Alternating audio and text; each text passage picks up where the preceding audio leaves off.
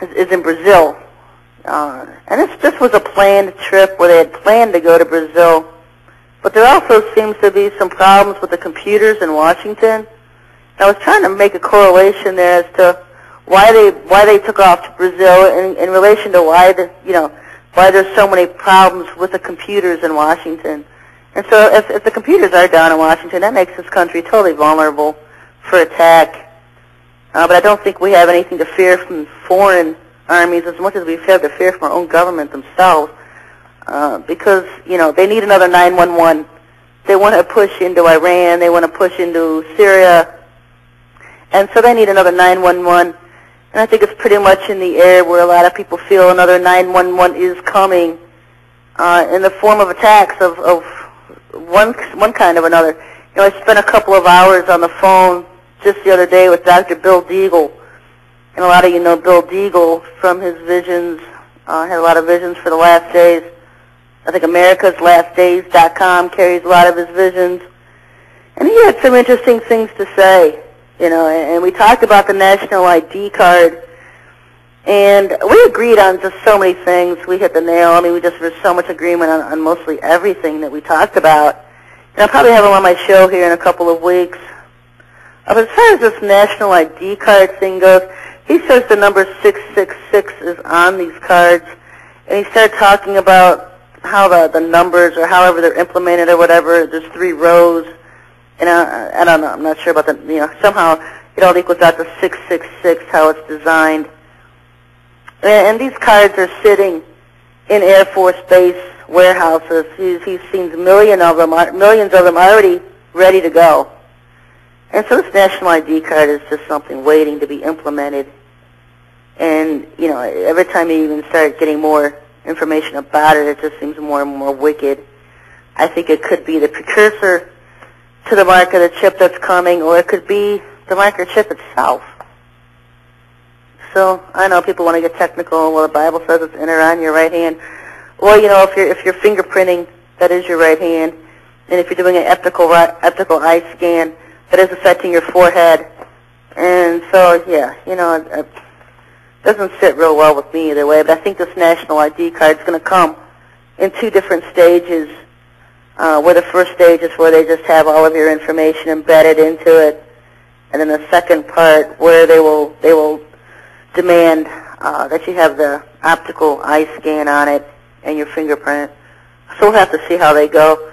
I really think they're supposed to have this stuff out by 2007. Everything is supposed to be ready and implemented, and so they could be pushing it, or they could be ahead of schedule. They could be delayed. We don't know. It's hard to say.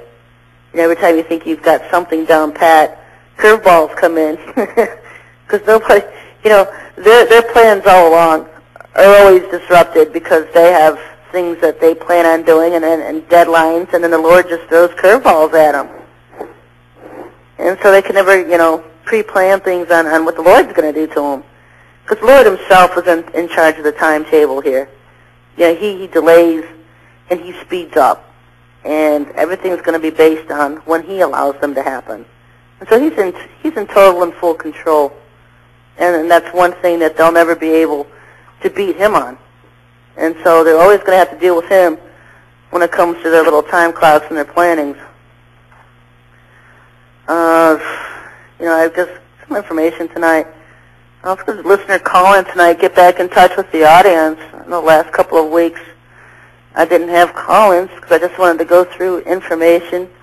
Got a lot of good feedback on it, a lot of good traffic on the sites, people listening to the archived shows, the series I did, the 4-part series in the days of Noah, and just going back and talking about the alien agenda and then the pre-Adamic civilization to where we are today. And, things haven't changed. They've just gone underground. And, one of the things is that I don't teach anything new.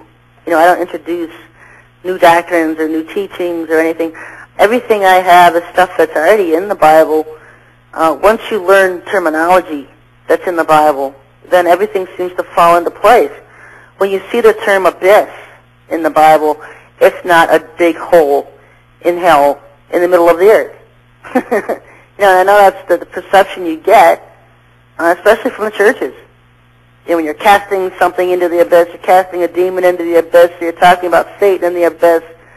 Everybody assumes you're talking about hell in the center of the earth, and that's not the way it is. And the term abyss means space. And so when you learn the terminology and how to use it, then everything else starts to make sense. You know, when it talks about the Antichrist coming out of Satan coming out of the abyss in the last days, that means it's coming from space. And you know, a lot of people won't be prepared for this blue beam project that our government has spent billions of dollars on to have this whole charade of the Antichrist descending to Earth and a hail of UFOs, which is supposed to be his angelic host. And, you know, they've spent billions of dollars on this technology because Satan can't do it on his own. He's not God. He's just coming to play. He's God. He can't really do miracles. It's all an illusion. You know, he needs Hollywood soundstage, Hollywood preps, the whole TV scenario to help him out. So the grand entrance to Earth, you know, it looks like it's something legitimate and supernatural. And it's all a charade. It's all an illusion. And he will come to Earth in a hail of UFOs and land at the Temple Mount and declare, you know, he's not going to declare he's God. You know, Bill Deagle said something interesting to me on the phone, and we were talking about the Antichrist, and he made a point that the Antichrist isn't going to come announcing he's God, and we know the false prophet is the one behind that anyway. He's not going to be, you know, he doesn't want to be God as much as he wants people to honor him and acknowledge him as the world ruler. And so, you know, that's a different aspect. He doesn't care if you acknowledge him as God, but you're going to acknowledge him as the one world ruler. But eventually, you know, the false prophet's whole job is to force people to acknowledge him and worship him as God, worship his image as God.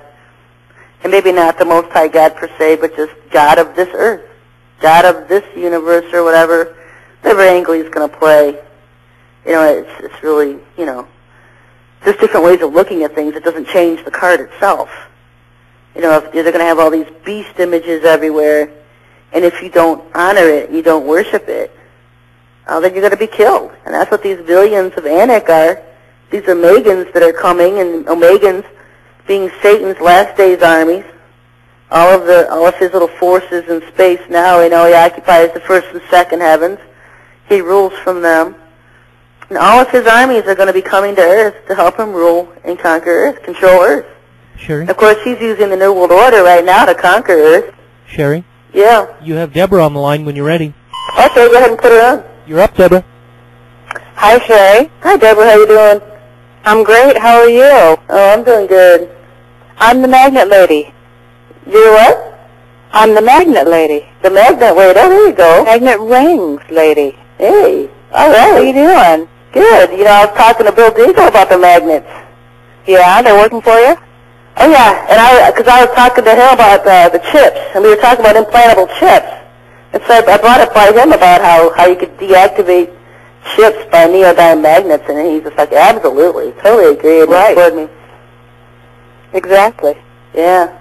We're working on little things at a time. Yeah, that's, you know, do as the Lord leads, and you know, everybody's got their own, he's got his army busy. You know, he's got his army busy, people doing different things to help tear down the strongholds and nullify and deactivate the things they're doing. That's right. I did a little thing in my town. A little thing, well, it could be a big thing in my local town here this past week. Oh, yeah, what's that? We had the Board of Health order them to stop fluoridating the water. Oh, there you go.